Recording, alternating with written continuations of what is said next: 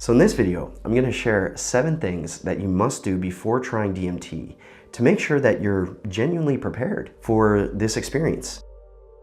This psychedelic compound is a telescope into some of life's deepest mysteries and can completely transform our understanding of life and death and the nature of reality. That's not just some bold claim, there's data to back that up. This study surveyed over 2,500 DMT experiencers and found that 50% of people who identified as an atheist before their DMT experience no longer identified as an atheist afterwards. 50% of people are changing their opinion as to whether or not God exists after trying this psychedelic substance. That is arguably one of the most significant findings in all of psychedelic research. But listen, before we meet the entities and explore DMT hyperspace, there is inner work to be done. This is such an important question for safe exploration, for harm reduction. How do we effectively prepare for the DMT experience? Let's dive in.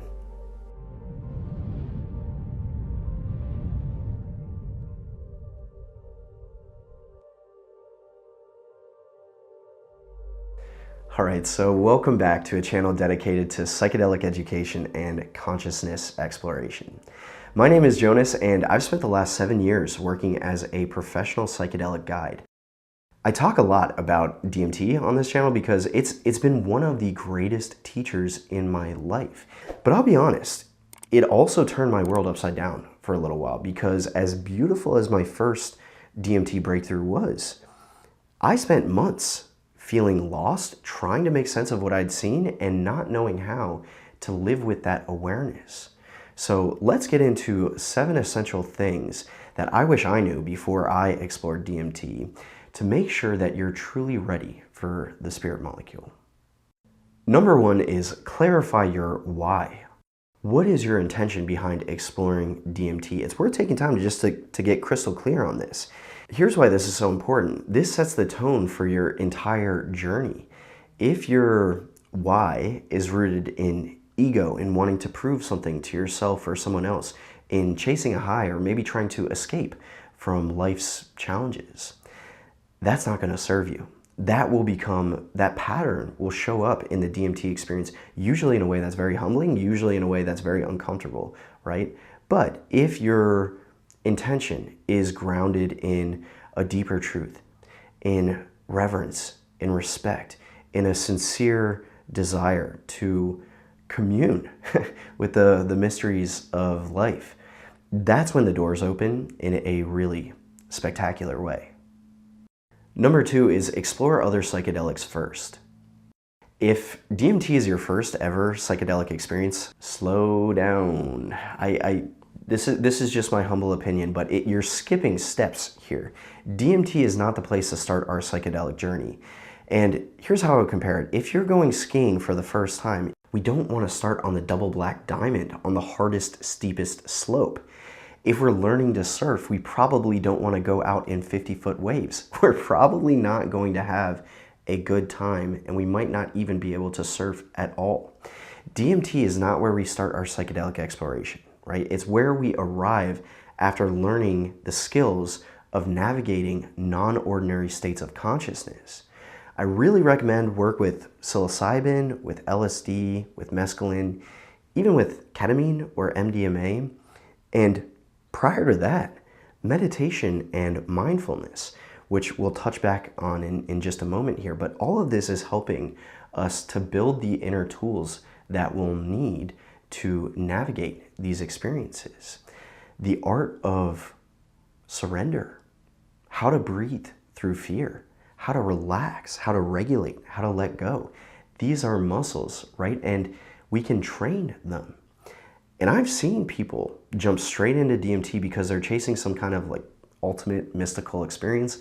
Usually what they find instead is confusion or overwhelm, simply because they didn't have the foundation there in place. By the way, if you're drawn to exploring psychedelics safely and consciously, check out our free psychedelic community called Psychonaut Academy. You'll find all kinds of helpful resources and an amazing global community of people all supporting each other on the path. Links in the description. I would love to welcome you there. Number 3 is to strengthen our emotional and psychological wellness. Psychedelics amplify whatever is inside of us, right? So before DMT, it's important to work on ourselves, on our emotional wellness. And please understand, it's not that we have to be in the perfect place in our lives, right? In fact, research that I've previously discussed on this channel shows that DMT has enormous potential for treating depression. But if we're in a place where we're really struggling with unresolved trauma, with emotional instability or volatility, lots of ups and downs in our life, let's start by addressing that. We can't bypass our human stuff by going cosmic. It doesn't work that way. It just gets amplified, right? So the more grounded and emotionally stable we are, the more gracefully and skillfully we can meet whatever DMT reveals. The 4th thing you must do before DMT is prepare your nervous system. This is so powerful, and let's just zoom out for a second. If we can cultivate a strong nervous system, that is a superpower in our everyday human lives. Can we learn to calm our body under stress? Another way of saying this is to cultivate the practice of self-regulation. When your body feels stressed, activated, to what extent are you aware of that? To what extent do you have tools and resources to self-soothe, to self-regulate? Meditation, mindfulness, breathing. Here's the thing. We can't logic our way through the DMT experience. We have to learn how to relax under extreme intensity and calm our nervous system. I remember my first time doing DMT, and literally every single time after that, when the moment came to take that hit of DMT, my heart was racing. Like I could feel my body tensing up. And I had been practicing meditation for some time before I even ever discovered DMT, and that was instrumental because as I noticed my heart pounding in my chest, I was able to deepen my breath. I was able to focus my attention on my breath, still my mind, allow my body to relax, right? And really just go deeper into presence, feeling centered and grounded before blasting off. And even after that first hit, right? Like there's just waves of energy and visuals and this immersive psychedelic experience, like a tsunami wave coming at us, right? So to what extent can we stay level through that? Number 5 is cultivate self-awareness and spiritual intelligence. I'd really recommend that before trying DMT, you explore spiritual teachings. And here's why. This isn't about believing anything. This isn't about belief systems. It's not about dogma, right? It's about exploring more deeply the truth of who we are. It's about contacting a part of ourselves that exists beyond the identity that we've learned over time. This goes deep, my friends, but that's the nature of DMT. If I ask you, who are you? Take a moment to consider, how would you answer that?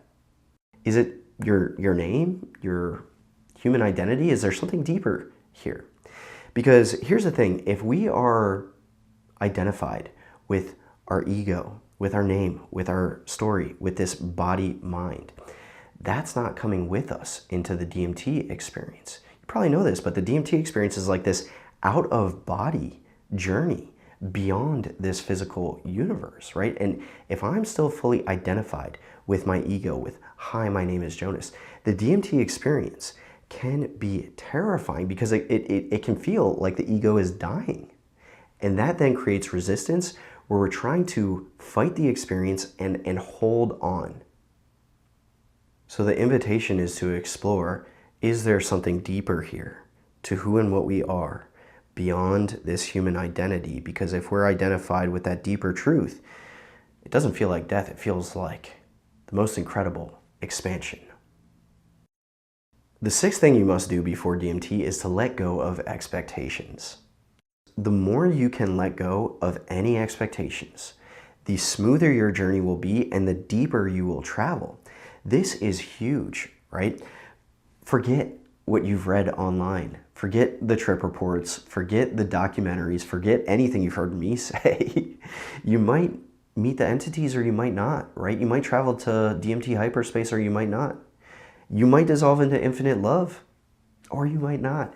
Every experience is so different and unique. And here's the thing, the more that we try to predict it or anticipate what's going to happen, the more we try to control it, consciously or unconsciously. If we have expectations about what the experience is, it's more likely that we will resist or try to control what we're being shown. DMT doesn't care about our expectations, right? How deeply can we approach this like a student meeting a sacred wise teacher? Open, wide open, humble, without any agenda.